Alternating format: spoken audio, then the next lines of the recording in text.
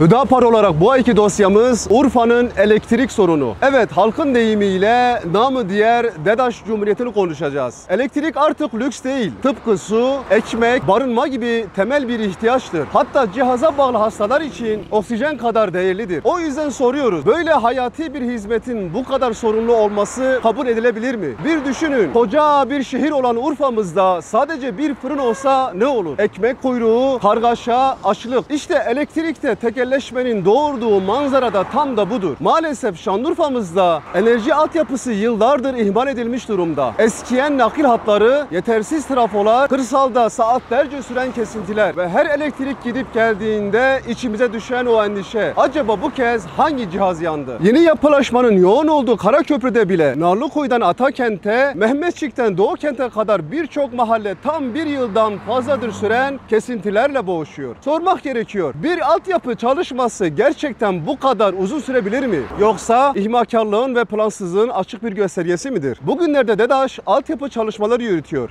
Ancak kazı yapılan sokaklar adeta harabeye dönüyor. Aylarca da onarılmadan öylece bırakılıyor. Hüdapar olarak çözüm önerilerimiz: tekelleşmiş özelleştirme olmaz. DEDAŞ ile devletin 49 yıllığına yapmış olduğu işletme hakkı devir sözleşmesi maksimum 15 yıla düşürülmelidir. İmar planlarında göz ardı edilen trafo yerleri için belediyeler acilen kamu ortak alanlarından uygun yerler tahsis etmelidir. Yapılan kazı çalışmalarında belediyenin altyapı koordinasyon merkezi ile ortak hareket edilmeli. Tekrarlı yapılan kaldırım ve yol onarımından dolayı oluşan kamu israfının önüne geçilmelidir. Altyapı çalışması yapılan bölgelerde geceli gündüzlü vardiya geçilmeli ve tadilat süresi kısaltılmalıdır. Elektrik karanlıkla değil, çözümle buluşmalı.